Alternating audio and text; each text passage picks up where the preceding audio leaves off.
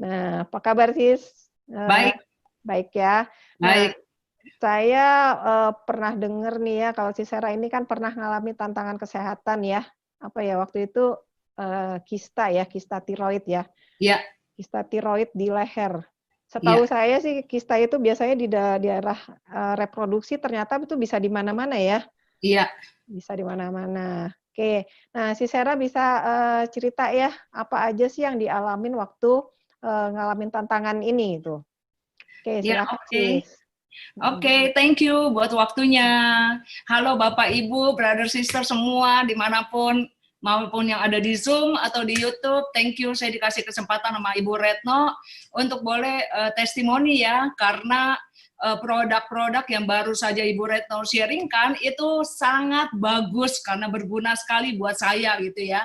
Waktu tahun 2016, saya itu ada kista di tiroid, tapi saya nggak tahu gitu ya. Jadi waktu itu ada benjolan di leher saya di 2016.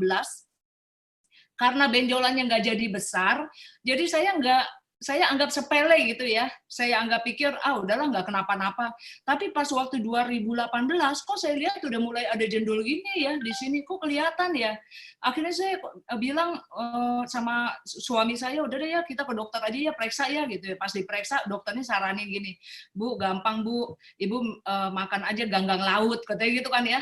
Terus saya coba tuh makan ganggang laut, pas udah minum, udah makan pakai sup segala, kok ini nggak berkurang-kurang ya benjolannya. Nah, waktu di 2018 itu yang luar biasa itu membesar. Nah, saat itu membesar, saya kan udah mulai langsung, kenapa ya? Kok ini jadi gede ya? Akhirnya saya pergi ke dokter ya, salah satu profesor yang ahli kelenjar. Nah, waktu konsultasi sama profnya pas diperiksa cairan segala macam deh, pokoknya di biopsi gitu, dia bilang gini, nih kamu harus bersyukur nih hasil tes kamu ini bukan cancer, dia bilang gitu, tapi ini kista di tiroid kamu. Cuma nggak apa-apa, nanti sekarang saya sedot, nanti paling kamu datang lagi 6 bulan kemudian katanya. Percaya nggak sih Bapak Ibu, saya datang nggak nyampe 6 bulan, 2 minggu saya udah datang lagi. Terus setiap 2 minggu saya udah datang lagi gitu ya, disedot lagi, karena itu membesar terus gitu. Nah, waktu itu akhirnya dokternya bilang gini, karena yang terakhir itu infeksi parah. Nah, waktu itu saya ingat sekali, waktu saya malam-malam demam ya, demam karena kan peradangan kan infeksi ya. Jadi waktu demam itu kakak saya datang, dan kakak saya itu langsung pakaikan alfaspin itu diulang-ulang gitu loh di air, diulang. Jadi alfaspin ini kan dia ada bolongnya ya, lakukan diulang itu waktu saya lagi demam ya, dan besoknya saya ke dokter. Akhirnya ya waktu itu dokternya bilang gini, Bu, udah deh Bu, langsung aja saya alihkan ke dokter bedah ya, tinggal diangkat aja itu beres gitu. Tapi ada satu kalimat si dokter yang ngomong gini, apa ya yang buat kelenjar ibu itu aktif? Coba ibu pikirin deh, ibu makan apa ya? Itu sejak saat itu jadi kayak masuk di hati saya gitu loh, apa yang saya makan ya gitu. Jadi waktu ketemu sama dokter bedahnya udah langsung, ya udah kita atur aja waktunya kapan gitu ya untuk dioperasi. Tapi ya saya bersyukur banget ya, Tuhan tuh baik banget. Waktu saya keluar dari prakteknya itu dokter, ada satu teman saya dokter, dia telepon saya, dia bilang gini, apa katanya dokter itu gitu ya. Terus saya bilang ya itu disuruh diangkat, enggak, gini Bu, Ibu stop dulu semua obat dokter ya, Ibu hanya fokus alfa meta dan alfaspin. Percaya nggak Bapak Ibu waktu itu, waktu saya, padahal nih si dokter T gitu ya, dokter T ini saya yang jelasin ke dia alfaspin, alfa meta, saya ngomong sama dia ketemuan sampai 5 kali alfaspin, alfa meta, cerita gitu ya, malah dia yang sekarang ngomong sama saya gini, sekarang Ibu stop dulu tuh semua obat dokter, kita lihat dalam 10 hari, hanya fokus alfaspin seperti yang Ibu anjurkan, diulang-ulang-ulang. Jadi saya langsung tuh minum ulang-ulang, karena biasanya ini saya taruh di atas galon. Tapi rupanya Bapak Ibu, waktu saya taruh dengan diulang-ulang, itu membantu untuk menambah pH-nya ya, pH-nya menjadi lebih bagus gitu ya. Jadi pas waktu dalam 10 hari itu, saya minum alfa meta sampai 4 sampai 5 kali satu hari, dalam 10 hari nih ya.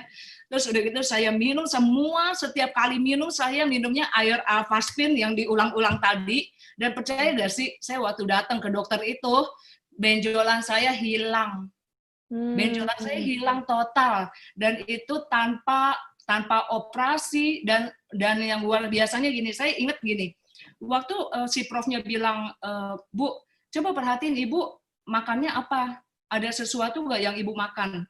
Nah, ada dokter yang menyarankan saya untuk stop dulu dan fokus ke alpha meta alphaspin. Dia ngomong gini, Bu, coba stop dulu teh sama kopi dalam 10 hari. Saya ingat ini, brother sister, waktu teman-teman saya presentasikan yang tadi Ibu Retno bagikan, yang Dokter Bernardo itu kan dibagikan bahwa ada asam basa makanan gitu ya.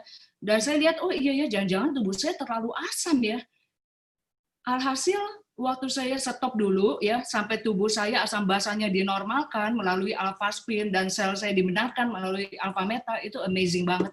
Sampai sekarang tubuh saya sehat dan yang luar biasa, saya ketemu alphaspin alpha meta ini membuat tubuh saya tuh jadi stabil sehingga nggak muncul kista yang macam-macam gitu loh di mana-mana di tubuh saya gitu.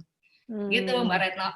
Iya, berarti, istilahnya kalau hanya dengan obat aja tuh nggak memecahkan masalahnya ya, masalahnya bukan bukan di situ ya, tapi ya balik lagi yang tadi dijelaskan tadi tentang keseimbangan, asam basa, terus pH-nya gitu, apa, oksigennya gitu ya. Iya, yang saya Oke. senang gini, kalau Mmm. kita pergi ke dokter kan biasa misalnya sakit, oh ya udah dioperasi, dibedah, Mmm. atau misalnya dikasih obat gitu ya. Mmm. Tapi kalau misalnya kita, yang saya lihat dengan saya minum alphaspin, alpha meta ya, itu membuat sel saya kan bagus. Mmm. Sehingga yang seperti itu tuh nggak muncul lagi kan, yang saya harapkan kalau orang-orang kan maksudnya kalau mereka udah dioperasi bisa muncul lagi kan di mana-mana Muncul gitu lagi, kan iya. benjolannya.